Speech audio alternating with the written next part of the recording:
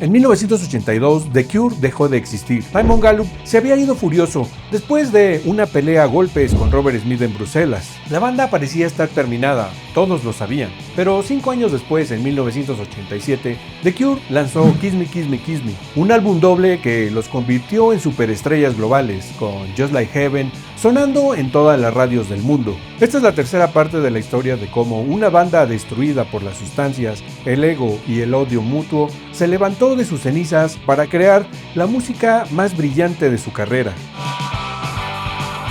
Después del colapso en Bruselas en junio de 1982, Robert Smith tenía dos opciones: enterrar a The Cure para siempre o reconstruirla desde cero. Eligió la segunda, pero de la manera más extraña posible. Decidió que The Cure sería él y nadie más. Lol Tolhurst seguía ahí técnicamente, pero todos sabían la verdad. Robert lo había sacado de la batería porque sus limitaciones técnicas estrangulaban las posibilidades musicales de la banda. Ahora Lol supuestamente tocaba teclados, pero la realidad era que no sabía tocar. En las sesiones de estudio, Tolhurst básicamente ocupaba espacio e ingería cualquier sustancia que cayera en sus manos. Cuando llegó el momento de grabar el siguiente álbum de The Cure, Robert simplemente decidió hacerlo solo. Menos gente con quien discutir, más control creativo. En una entrevista alrededor del lanzamiento del disco, Robert declaró con toda franqueza que él era The Cure. Una afirmación sorprendente, viniendo de alguien que siempre había enfatizado la importancia de sus colaboradores. Pero estaba diciendo la verdad. La inspiración para The Top venía directamente del mismo pozo de psicodelia demente que había dado vida a los sencillos pop recientes de la banda, sus lado B más experimentales, y la excentricidad loca del álbum Blue Sunshine de The Globe.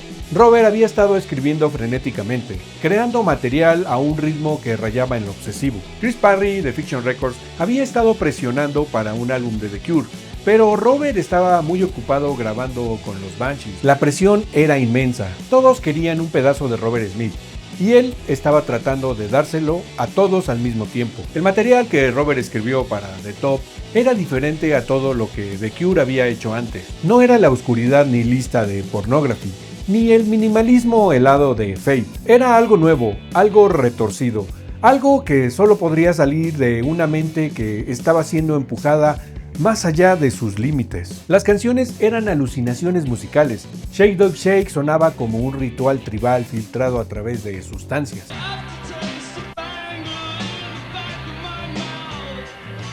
The Caterpillar era absurdamente alegre, de una manera que casi parecía sarcástica.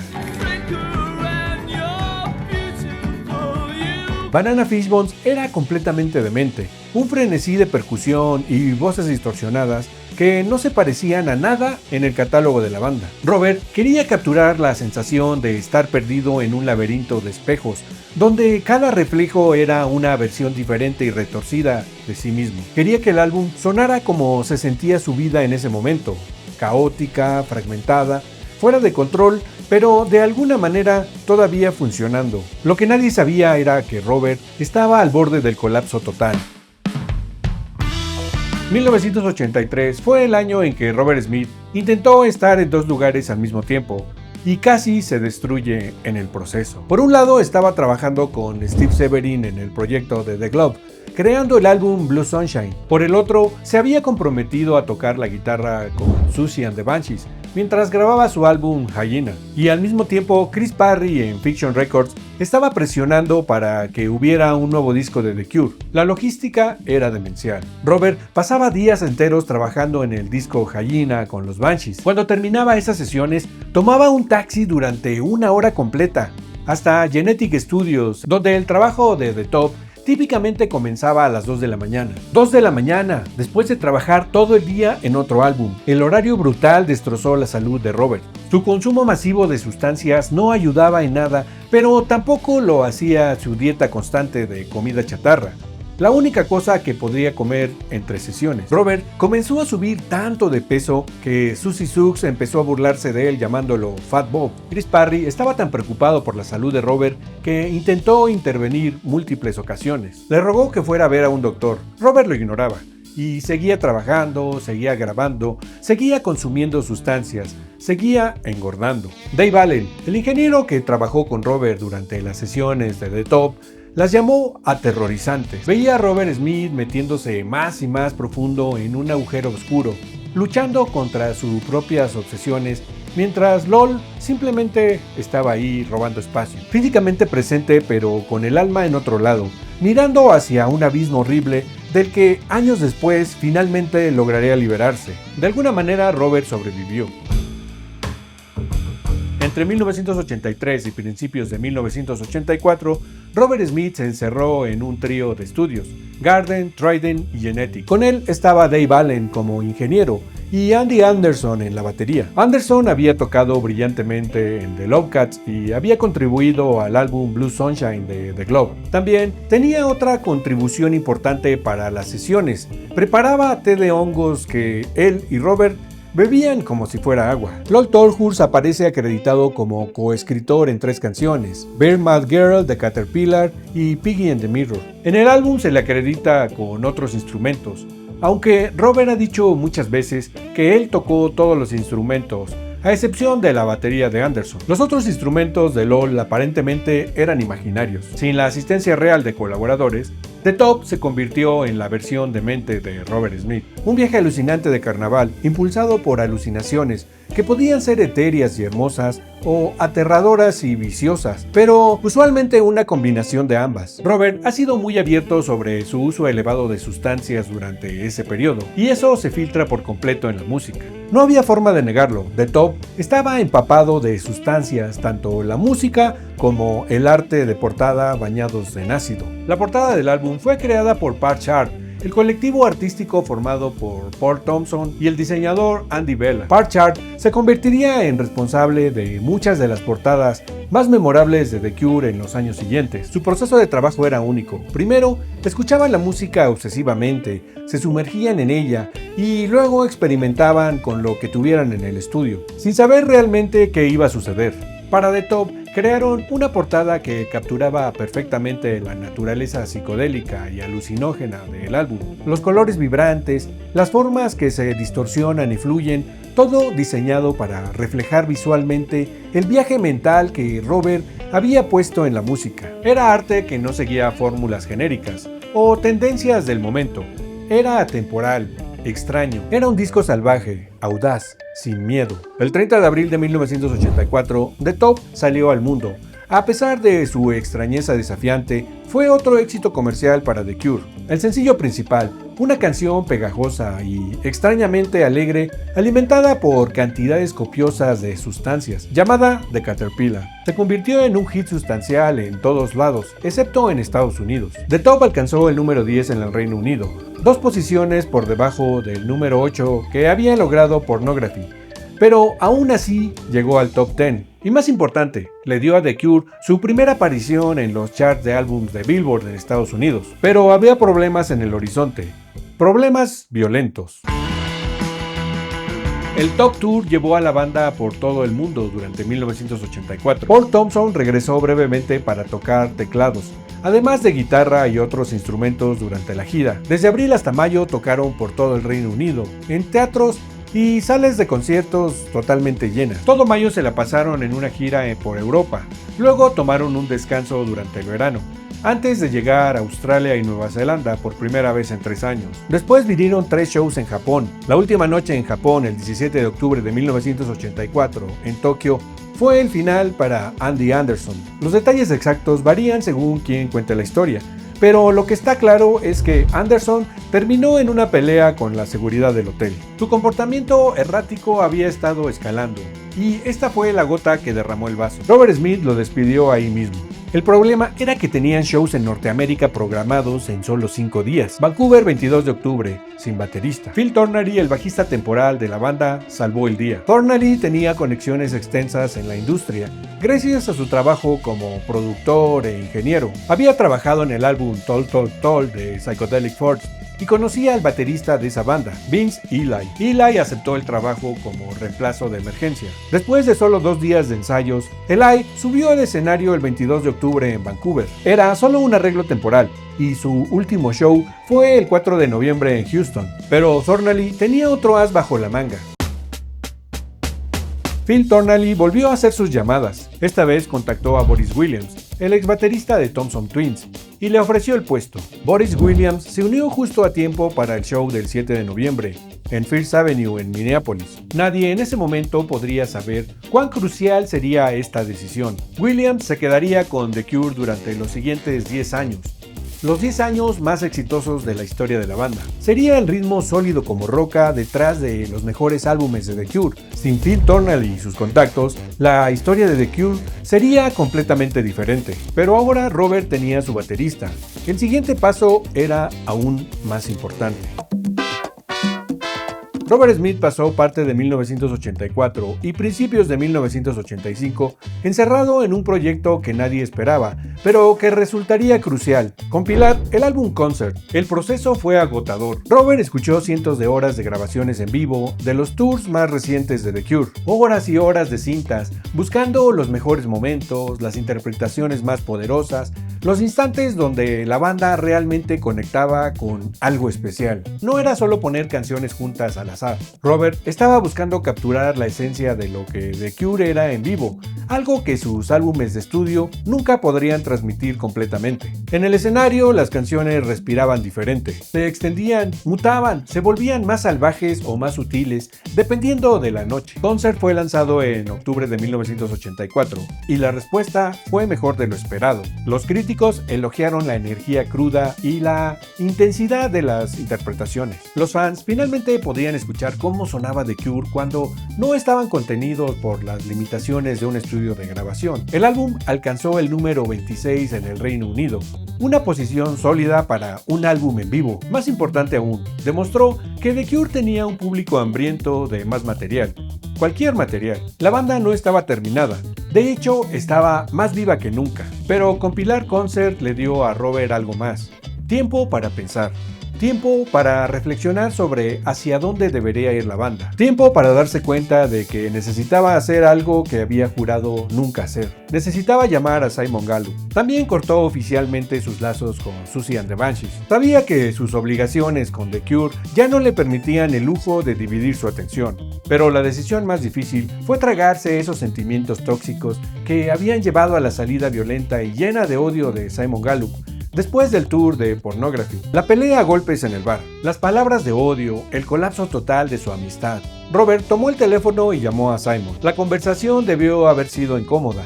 Años de resentimientos no se disuelven en un simple perdón. Pero ambos sabían que The Cure necesitaba a Simon Gallup. Su bajo era parte esencial del sonido de la banda. Su presencia en el escenario era magnética. Y lo más importante, él y Robert tenían una química musical que no podría ser replicada. Simon aceptó regresar. Ahora Robert tenía a Simon Gallup en el bajo y a Boris Williams en la batería. También trajo de vuelta a su viejo amigo Paul Thompson en la guitarra. Thompson había estado en el grupo en los primeros días y luego se había ido antes de la grabación de Three Imaginary Boys, porque su estilo llamativo no encajaba con la vibra minimalista del material de esa época. Pero la paleta de The Cure se había extendido enormemente desde entonces. De repente, Thompson era el ajuste perfecto. Era como si hubiera estado esperando a que la banda lo alcanzara. Y finalmente lo habían hecho. Esta era la alineación que cambiaría todo.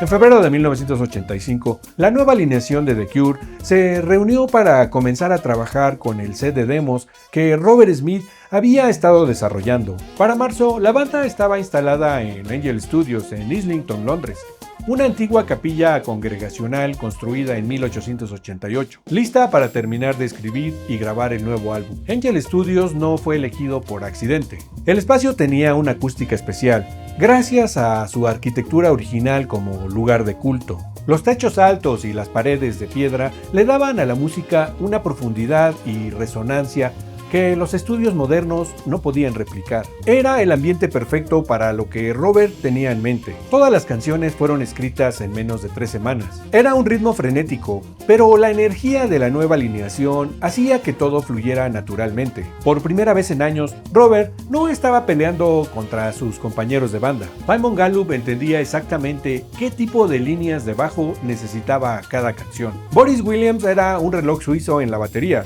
sólido y confiable.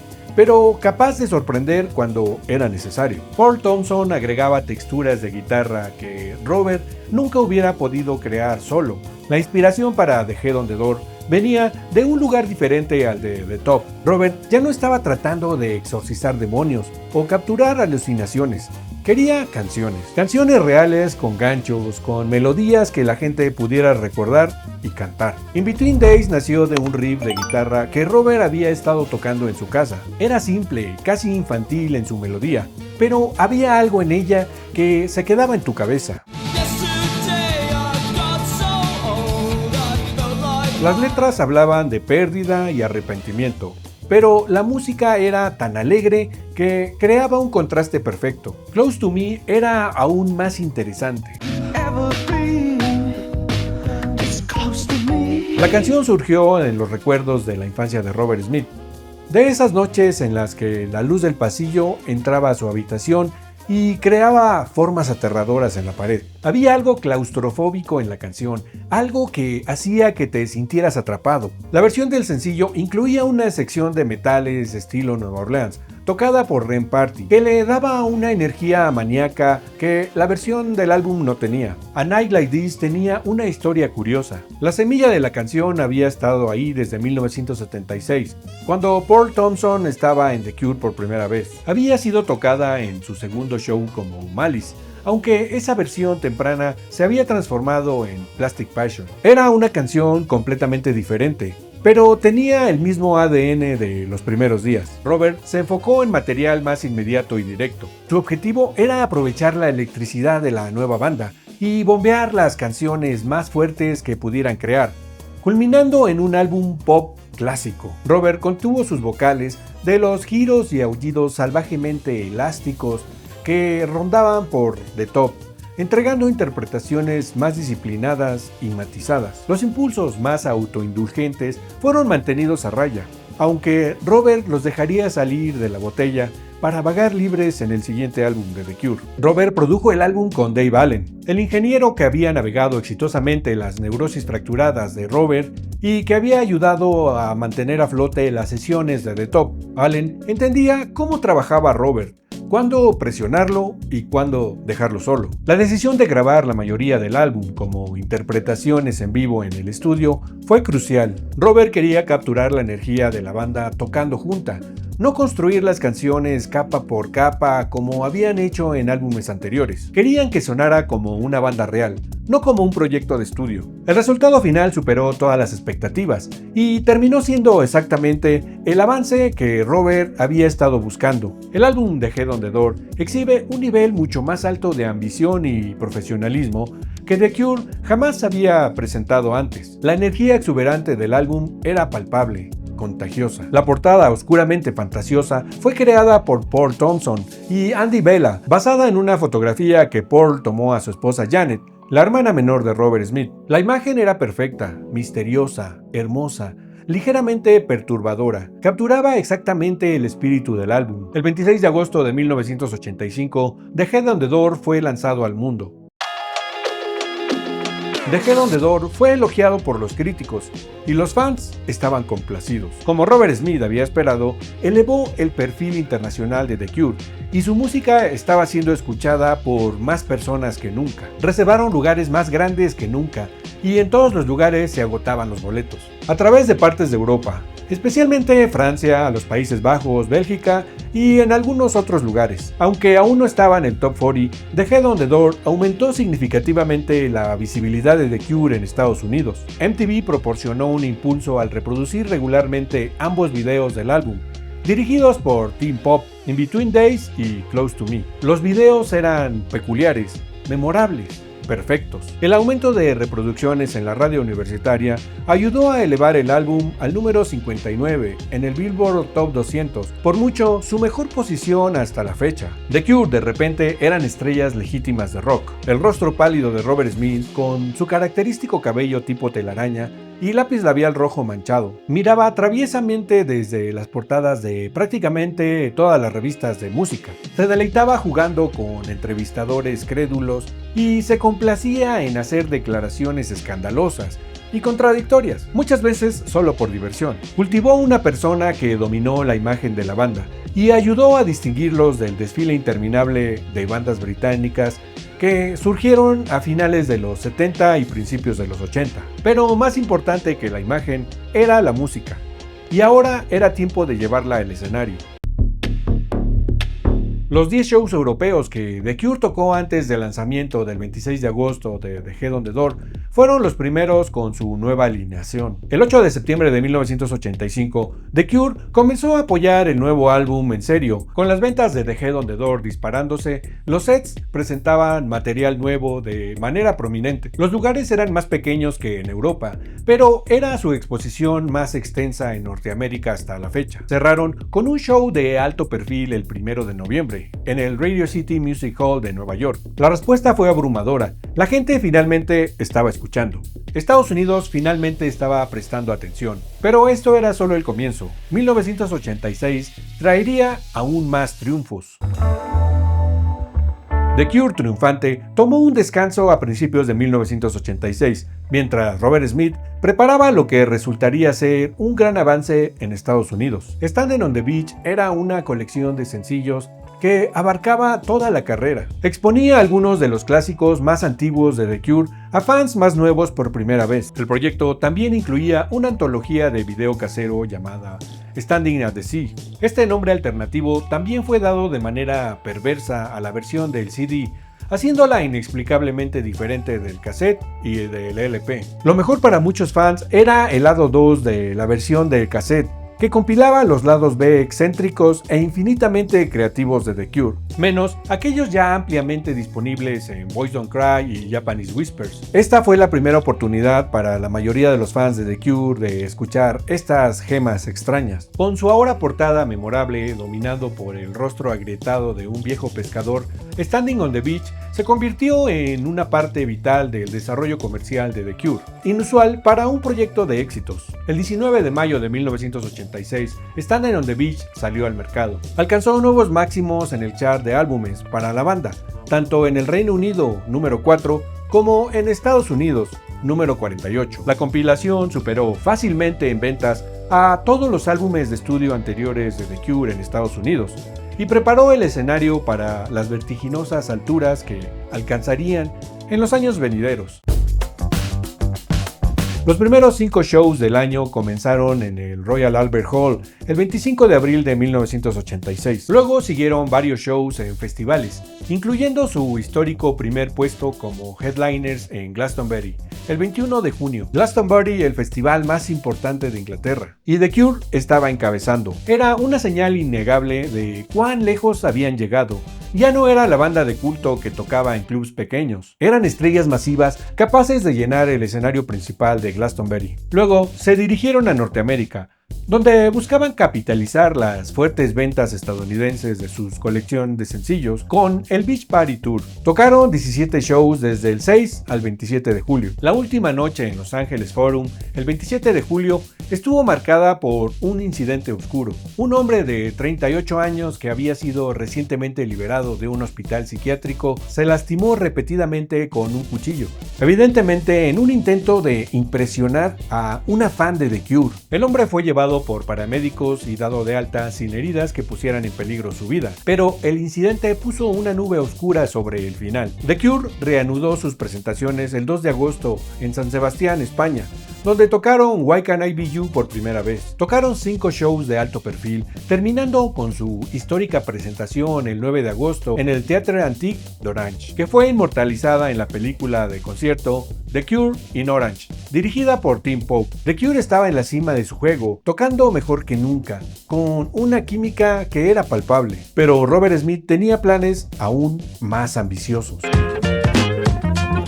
En marzo de 1986, The Cure se reunió para escuchar las canciones nuevas que cada uno había estado trabajando y discutir ideas. Acumularon un lote considerable de material nuevo y se retiraron al sur de Francia para comenzar las sesiones de lo que inicialmente iba a llamarse One Million Virgins. Se instalaron en Miraval, en Francia, un estudio residencial donde otro famoso álbum doble había sido grabado.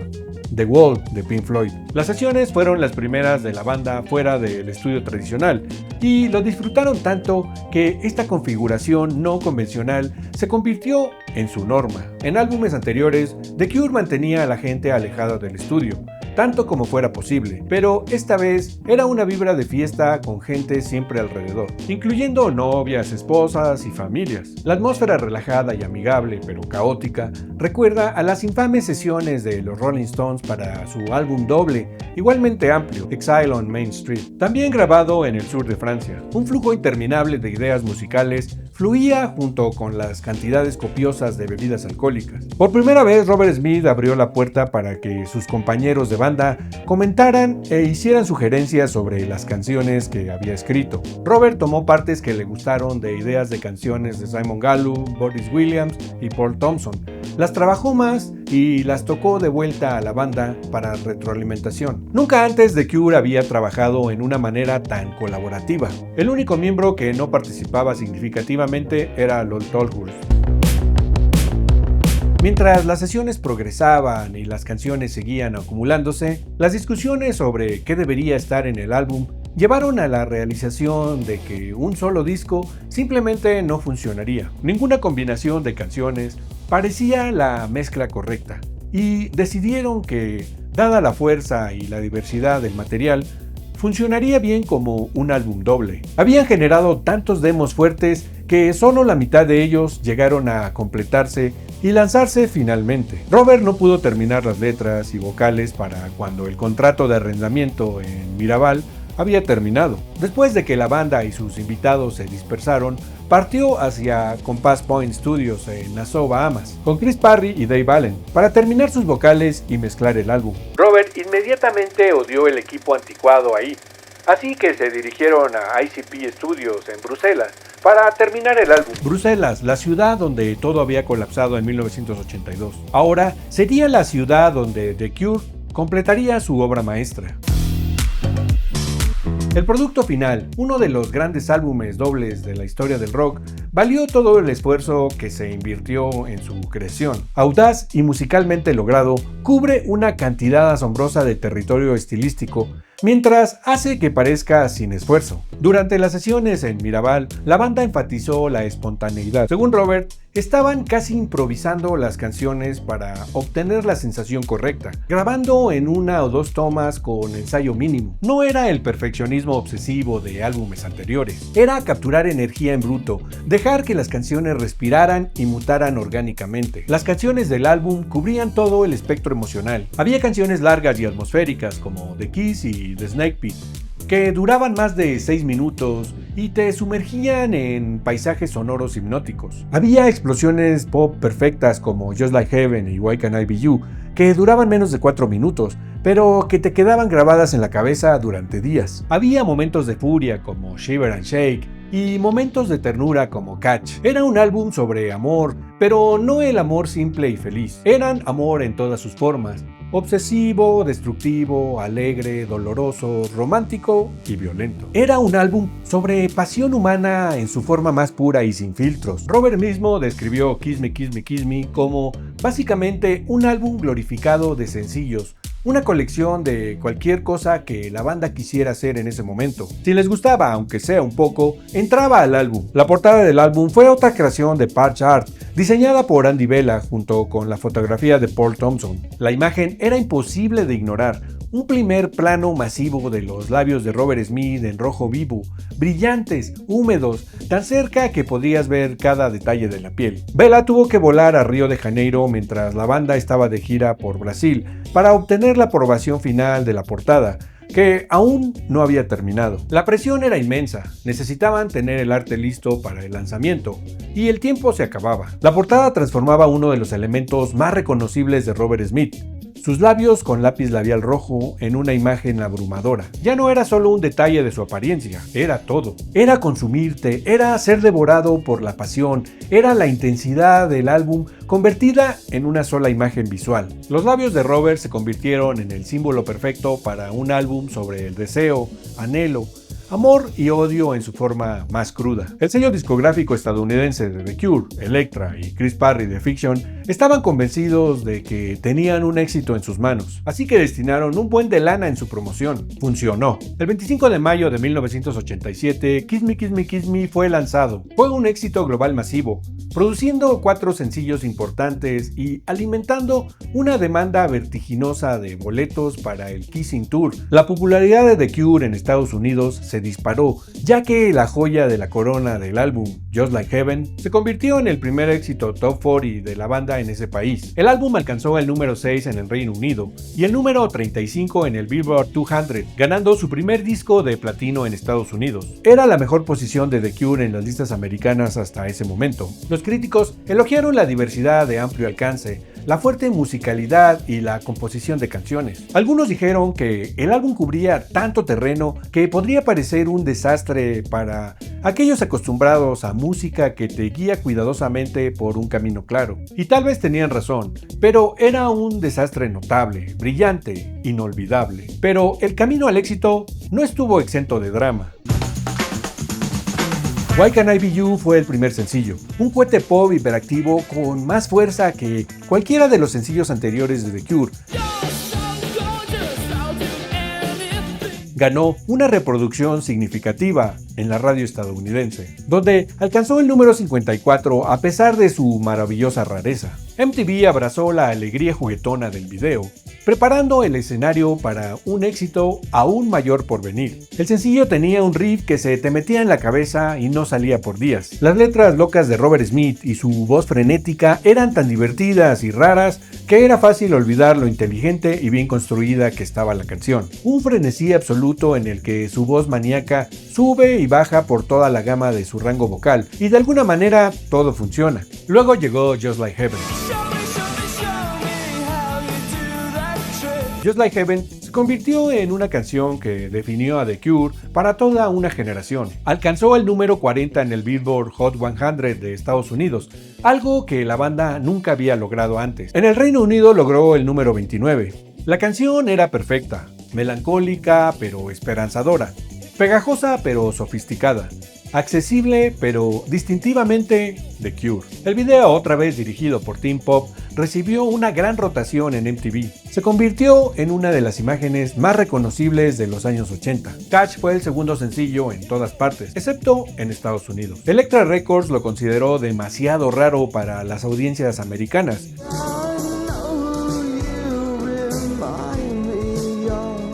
En el Reino Unido, Catch alcanza el número 27, demostrando que los europeos aprecian la rareza de The Cure más que los norteamericanos en ese momento. Un giro romántico ácido y suave, envuelto en nostalgia agridulce. Catch estaba basada en una alucinación diurna recurrente que Robert Smith experimentó a los 10 años, cuando sufrió una conmoción cerebral después de caerse de su bicicleta. How Beautiful You Are casi fue elegida como sencillo. Llegó tan lejos como para tener una mezcla de radio creada por Bob Clearmountain antes de que fuera cancelado, inspirada en un poema escrito por Charles Baudelaire en 1869, llamado The Eyes of the Poor. Las letras son una parábola sombría y punzante sobre cómo incluso aquellos que pensamos que conocemos mejor a menudo tienen facetas de su personalidad que pueden ser impactantes cuando se revelan. Hot Hot Hot también fue lanzado como sencillo en algunos mercados, alcanzando posiciones moderadas en varios países europeos, aunque nunca logró el éxito masivo de Just Like Heaven o Why Can't I Be You. El álbum Kiss Me, Kiss Me, Kiss Me en sí alcanzó el número 6 en el Reino Unido y el número 35 en Estados Unidos, marcando la mejor posición de The Cure en el Billboard 200 hasta ese momento. Era oficial, The Cure había pasado de ser una banda de culto a ser estrellas internacionales genuinas. Los sencillos continuaron dominando las listas y MTV durante meses. Kiss Me, Kiss Me, Kiss Me no solo era un éxito crítico, era un fenómeno comercial. No todo en Kiss Me Kiss Me Kiss Me era celebración y alegría. Había canciones que exponían las grietas que se estaban formando dentro de la banda. Shiver and Shake era una de esas canciones. De vez en cuando The Cure todavía explotaba en ataques viscerales bastante furiosos. Ritmos dementes y Robert Smith aullando como si estuviera perdiendo la cabeza. Shiver and Shake es ese momento en Kiss Me Kiss Me Kiss Me cuando todo se vuelve caótico. Un tren desbocado corriendo por la ladera de la montaña, esperando el choque catastrófico que seguramente le esperaba. Hay una buena razón. La canción es una carta de odio directo hacia Lol Tolhurst. El comportamiento irregular de Lol y su ingesta cada vez mayor de bebidas alcohólicas hacían imposible que funcionara. Se convirtió en el objetivo frecuente de bromas y ridículos. Paul Thompson y otros intentaron meter a Lol en rehabilitación, pero él no lo aceptaba. Pero no fue solo escribir una canción cruel. Lo que Robert hizo fue mucho peor. Durante la batalla legal entre Smith y Tolhurst en 1994, salió a la luz uno de los momentos más brutales de la historia de The Cure. Robert Smith declaró bajo juramento ante la corte que había escrito Shiver and Shake especialmente sobre Lol.